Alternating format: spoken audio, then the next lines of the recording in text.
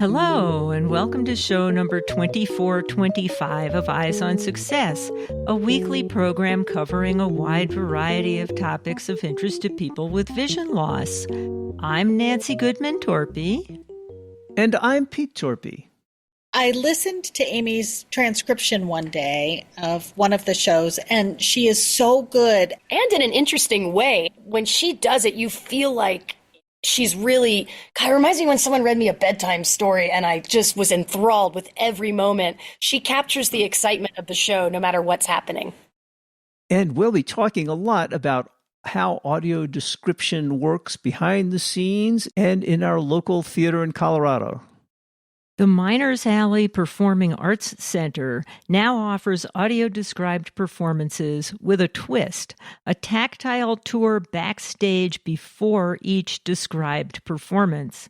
We'll talk with Executive Director Lisa DeCaro and Patron Services Manager Amy Arpan about their audio description service, and then take you on a tactile tour from Production Stage Manager Lexi Holtzer. But first, for our tip of the week. This week's tip comes from Lisa DeCaro and Amy Arpan. Don't wait to book. I mean, anything in life, right, is easier and more fun if you're not panicked trying to get it done. I'd say it's always good to get on it early, get her done, so you can have more pick of what you do. And I will say the secret tip on that is our flex tickets. And we can do that in another interview if you want. But that lets you book ahead of everyone else and at a discounted price. And you can move your seats as much as you want along with your dates. Planning ahead is always a good idea, but I confess that we do not always plan ahead sufficiently well. Support for Eyes on Success is provided by ListenLater.net, an online service that transforms articles, documents, and blog posts into podcast episodes using AI with human-like narration. These episodes are accessible in any podcast app. More information is at listenlater.net. You are listening to Eyes on Success. Success, success, success, success, success. Let's start by meeting Lisa, Amy, and Lexi. Today we have three guests with us. And Lisa, I thought we could start by having you introduce yourself. Sure. My name is Lisa DeCaro. I'm the Executive Director at Miners Alley Performing Arts Center in downtown Golden. And our second guest is Amy. Tell us a little bit about yourself, Amy, and what you do. Thanks. My name is Amy Arpan, and I am the Patron Services Manager here at Miners Alley Playhouse. And because of how they run things, I get to make people's day every day. And Lexi, can you introduce yourself? Hi, I'm Lexi Holtzer, and I'm the Production Stage Manager for Miners Alley Performing Arts Center. We are doing the full Monty. I'm doing a tactile tour for our audio description performance, and this is one of my favorite things to do. Eyes on Success connects corporate sponsors with visually impaired listeners around the world. More information about becoming a sponsor can be found at www.sponsor.eyesonsuccess.net. This week's focus topic is how the Miners Alley Performing Arts Center implements audio description. So in a bit, we'll be talking about the audio description services that you offer for your performances. But before we get into that, perhaps you can give us a quick overview of what Miners Alley is and a little bit about the new theater that you just moved into, the new facility. Sure. Miners Alley Playhouse started as Morrison Theater Company in downtown Morrison in 1993. And moved to Golden in a little storefront above Foss Drugs in 2003. And for our non-local listeners, people should know that's in Colorado.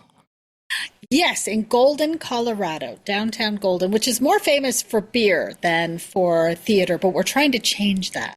You can see the beer factory from the theater if that helps motivate non-theater people to come to the show. So we moved to downtown Golden in 2003, And then the current management team took over the theater from the people who originally founded it in 2013. So they ran it for 20 years and built it into a really successful part of the Colorado theater scene. And then when we took it over in 2013, we kept growing it. And finally, in 2021, a great historic building in downtown Golden suddenly came on the market. And a whole group of local business people, the Downtown Development Authority, which is part of the Golden government, a local credit union, the Golden Civic Foundation, everybody jumped in to try to help us purchase this building and build a new performing arts center. And in December of last year, 2023, we opened with the first phase of our new performing arts center.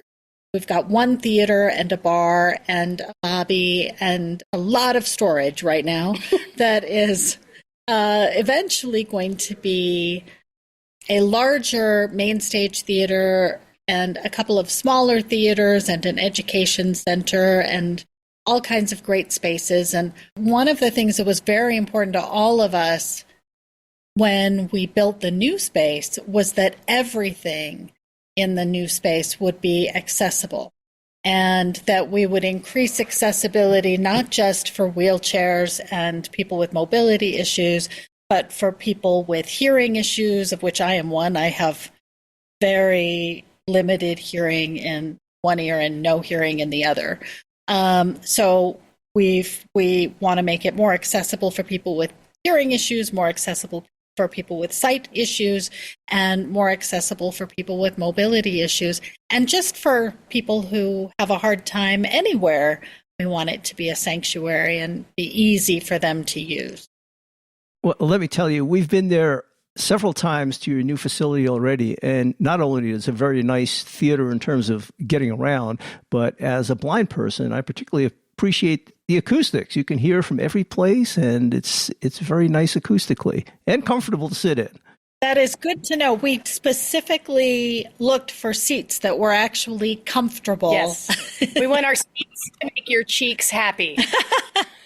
Oh, you did a good job. And I'd just like to comment for anybody who isn't local, this historic building that you've taken over used to be the local hardware store. And for somebody to look at this hardware store when the owners decided to retire and say, you know, that could become a performing arts center, that took a real vision and a lot of creativity. And it's amazing how you've been able to convert one into the other. I'm going to throw Lisa under the bus here in a beautiful way and say it's her fault that this happened in the best way. Because didn't you and Len walk into the hardware store and you said, Len, this would make a great theater someday? It was Len who said that. Len said it. I kept harassing him about it. But yeah, we had thought it would make a great theater from about 10 years ago. We started talking to the owner and saying, hey, if you ever want to sell. And he kept saying, no, not happening. And then finally, when we presented him with the offer to buy the building, I think he was shocked and very pleasantly surprised that we managed to pull it off. As was everybody else.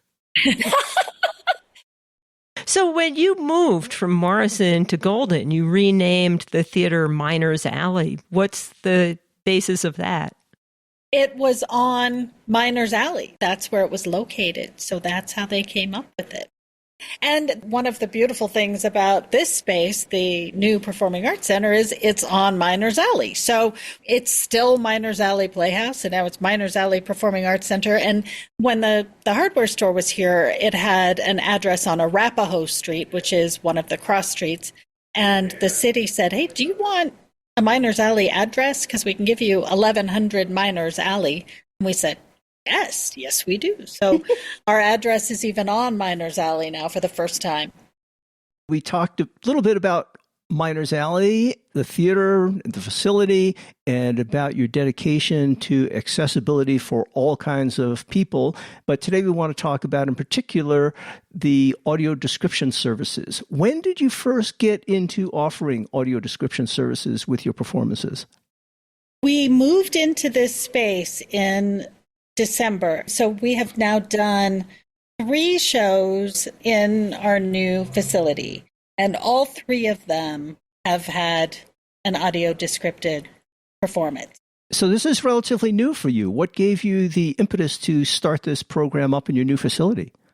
Well, believe it or not, we've done so much moving lately, it slipped my mind until just now.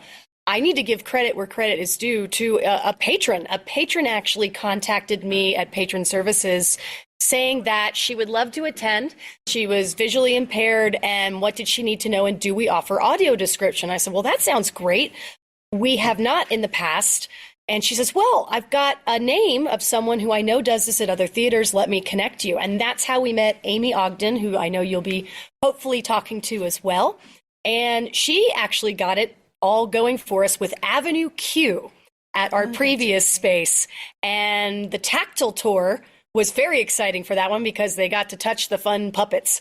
So I would have loved to have heard her describing that show because the puppets weren't always up to good, wholesome things. We've seen Avenue Q twice. It's one of the funniest things we've ever seen. For anybody who's never heard of it, it's kind of a X-rated Sesame Street with a really strong story and a good message. Yes. It's the Sesame Street I needed when I graduated college, or maybe before I picked a major. Yeah, pretty much. So you got this idea from a patron, and fortunately they recommended somebody who could do this. How did it all start out? What was your interaction? I contacted the audio descriptor that the patron recommended, and our first contact was with Amy Ogden. And she basically gave us the rundown on how it best helps her to run this and explain that it was going to happen in several steps. One, she wanted to see the space ahead of time. She also gave us recommendations on what kind of reserved seating we should keep in mind for the patrons that she would be assisting in the show. She would need a script ahead of time so that she would know more about the show. And then we set her up with tickets to see the show so that she knew the action ahead of time as well. And then once we did all that for her, we set up the date for the audio description, and we had about actually 8 people at our very first event in the old space and knew we wanted to continue it when we came forward. We've now scheduled all of our dates with her for the rest of our season, and we hope this becomes the beginning of a fantastic tradition. And as you said, we'll be talking with Amy about how she does her job and what specifically goes into making the audio descriptions and setting that all up. But tell us a little bit about how this works from the patron's point of view. Well, I think the patrons, they get an email from us marketing this particular show, but they also get communications from Amy Ogden. She has a list of people who have signed up with her to be notified when she's going to be doing this for any show, not just for us. And so they get a notification from her as well.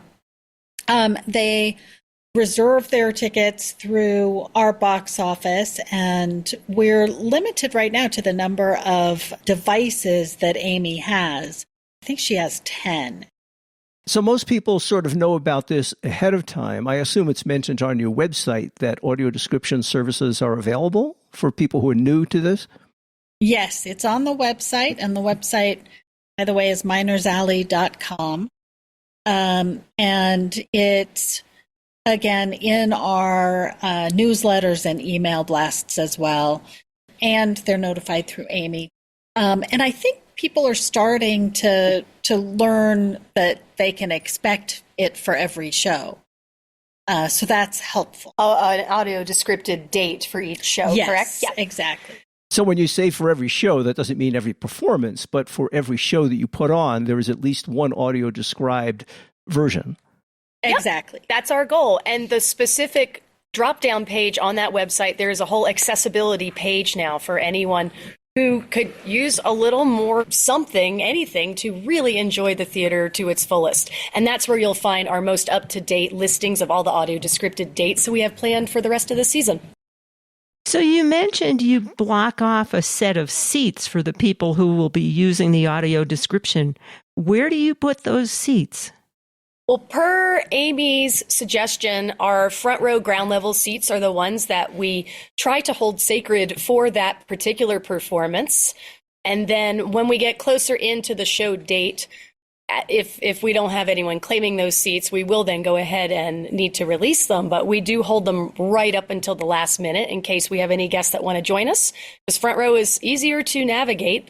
It also puts them closer to the tactile tour that we try to offer before every show. And if they want to do that, after they sign out their headsets with Amy, they're then invited to sometimes experience some of the props and meet the actors, learn whose voice belongs to who. It's a really amazing experience for the actors as well. And our stage manager helps facilitate that. Oh, so when you say you have a tactile tour, that actually allows the visually impaired audience members to familiarize themselves with the set. It's not like a display out in the lobby. No, it's right on the stage before we open the house to the rest of the patrons. So the actors who are available to participate, they are there on the stage, and we try to select some of the more interesting things from the show. For instance, the Puppets Avenue Q. For Misery, it was some of our fake blood. They got to feel the results of the crazy lady in the show. It was very exciting. That's an interesting twist on audio description. I've never heard of another group doing that. Where did you get that idea? Well, that was Amy again. I tell you, if we can throw credit other than to the patron who brought us into this whole awareness, it would be Amy for really guiding us every step of the way and even suggesting an alternate when she wasn't available for one of the dates we needed. Before seeing the show, for which Miners Alley kindly provided us tickets, we embarked on an extensive tactile tour with Lexi. So starting off, we have a pretty blank stage for this show because there are so many locations. So almost every single scene is a different location. So that means that we have a lot of wagons that come on and off. Wagons as in like we build them on a little platform and then they get rolled out, and sometimes they get braked, sometimes they don't.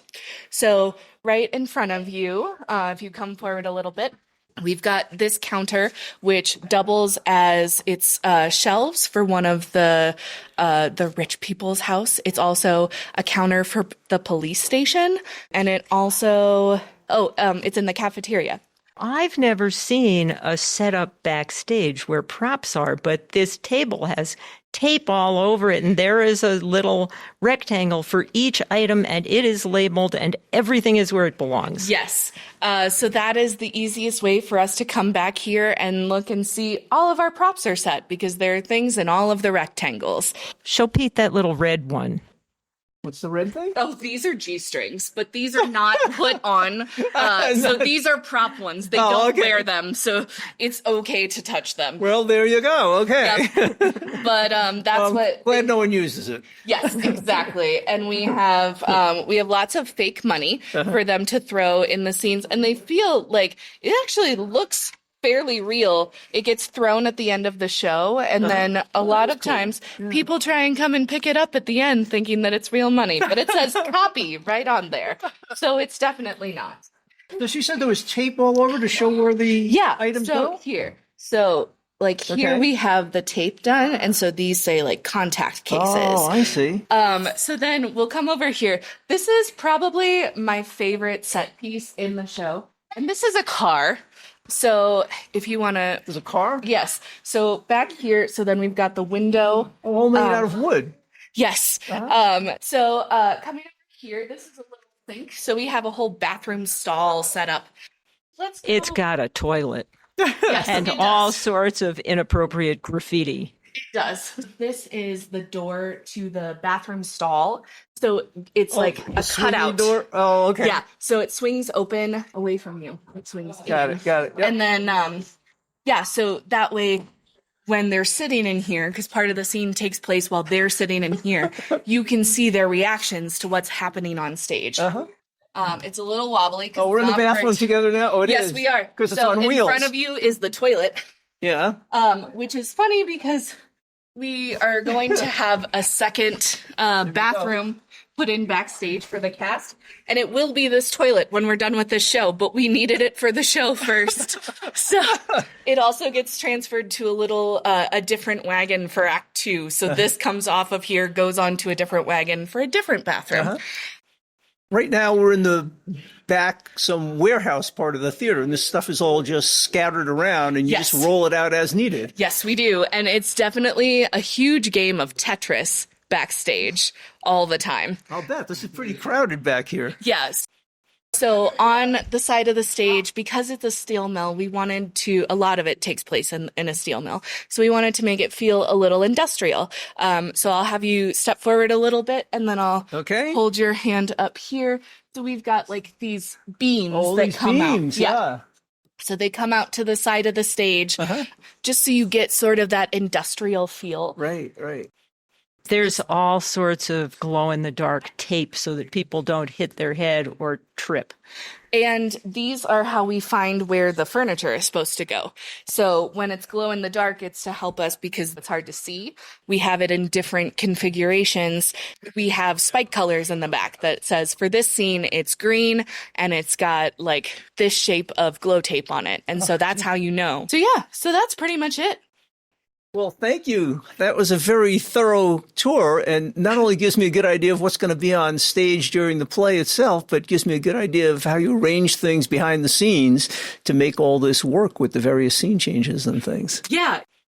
So again, from the patron's point of view, this is pretty easy. Once they know about which performance they want to show up to, they just show up probably a little bit early if they want to go to the tactile tour, and then they get a headset and move easily to their seats, which are readily accessible, and plunk their headsets on and start listening. Exactly. Once you contracted with Amy to do the audio description, was there anything else that Miners Alley had to do to set this up? Other than, paying Amy to do what she does and making sure that everything is set up correctly on the website, things tend to straightforward. Straightforward. Any theater that can look into this really should. It's been just a win-win all around. And what reaction have you gotten from patrons who have been to these performances? I mean, we've only had a few for the last few shows, but they love it. They keep coming back. So I'm assuming that they like the whole event. They love the tactile tour. That's very helpful for them to be able to know what the props look like, so to speak, and what the set looks like before they start listening to descriptions of it is something they really like. That is very special. What do you think about the audio descriptions? I listened to Amy's transcription one day of one of the shows, and she is so good at speaking clearly and concisely between the lines of dialogue so that she's not competing with the actors and the dialogue at all. And it's almost like when you read a play and there are stage directions written into the play, and you have a moment to stop reading dialogue and start reading the description of what's happening or what's coming up or what's about to happen or who's speaking or whatever. And it's almost like she is condensing those stage directions into something that accurately describes what is actually happening at that time on stage without competing, as I said, with the dialogue. So her timing is amazing. God, it reminds me when someone read me a bedtime story and I just was enthralled with every moment. She captures the excitement of the show no matter what's happening. And that is a real art. And Amy is a trained voice actress, so I can imagine she gets all the right emotions and doesn't want to squash the lines of the actors on stage. So we've all had that friend who talks during the most critical part of the movie and you want to slap them. So she's really good at putting it in the pauses. It's fantastic. Oh, that's great. Well, now I'm waiting to see how Amy the Describer describes this whole thing when it takes place. I really wish that I could listen sometimes because I would love to know what she's saying or how she describes it. So I hope that someday I get to listen to one of her descriptions because I think it would be really fun. Yeah. Well, we asked her specifically about the naked scene, and she said, let's just say I use the word undulate more than in most shows. I love that. That's amazing. And next week, we'll be talking with Amy Ogden, the audio describer herself. You are listening to Eyes on Success. Success, success, success, success, success. Now for this week's final item, how to learn more about the Miners Alley Performing Arts Center, how to see a performance there, and how to contact them. Well, if people want to avail themselves of some of the audio described performances at Miners Alley, or just any performances in general, where would you send them? They should go to minersalley.com. That's MINERSALLEY, minersalley.com. And you can buy tickets to anything from that site, but there's also an accessibility page that will talk you through exactly what's available and when. We now have a feature as well on the site where once you click buy tickets, don't be scared, it doesn't automatically sell you tickets, but that's when you can see the seating layout. And as you hover over certain seats, it will now provide you with a little more information about which seats are ground level, which seats can be removed to accommodate a wheelchair. Lots more info that makes it easier for everyone to pick the right seat for them so they can have the best experience possible. And if people aren't so facile with the web, I assume they can call you up? Absolutely. They will reach the patron services person, which might sound a lot like me. So we are always open 2 hours before every show time, but I recommend not waiting that close to the show. Give us a shout during our admin hours. They are Wednesday through Friday from 12 p.m. to 4 p.m. And the number is? 303-935-3044. And if somebody prefers to use email? Yay! It's so great. Are you ready for this one? mail@minersalley.com. So that's MAIL at minersalley.com. Do you have a social media presence as well? Yes, we do. But we have a Facebook page. We have an Instagram page. I think some people are posting things on TikTok. Facebook typically will have the announcements when tickets are going on sale first. They'll also have the cast for the shows and anything upcoming out of the ordinary. That's where you're going to find it first. You can be on our mailing list as well if you want to know about upcoming events. Just by calling in, we'll put your email on that list and then you'll be in the know first. And you can find all of that contact information by clicking on the show notes for episode 2425, which is this episode, at www.eyesonsuccess.net. Enjoy one of those audio described programs. They're really fun. That's it for today's show. Next week on Eyes on Success, we'll be talking with Amy Ogden, an audio describer for live theater and ballet. Amy will share her insights from her training and highlights the importance of precise descriptions and supplementary background material in enhancing the live performance experience. So join us next week if you want to learn what happens behind the scenes to make all of that magic work. You've been listening to Eyes on Success, hosted and produced by Nancy Torpey and Peter Torpey. You can access the full archive of previous shows, subscribe to the podcast, and much more by going to our website, www.eyesonsuccess.net. If you have questions about anything you've heard on the show or have suggestions for future shows, send an email to hosts@eyesonsuccess.net. Thank you for listening and have a nice day.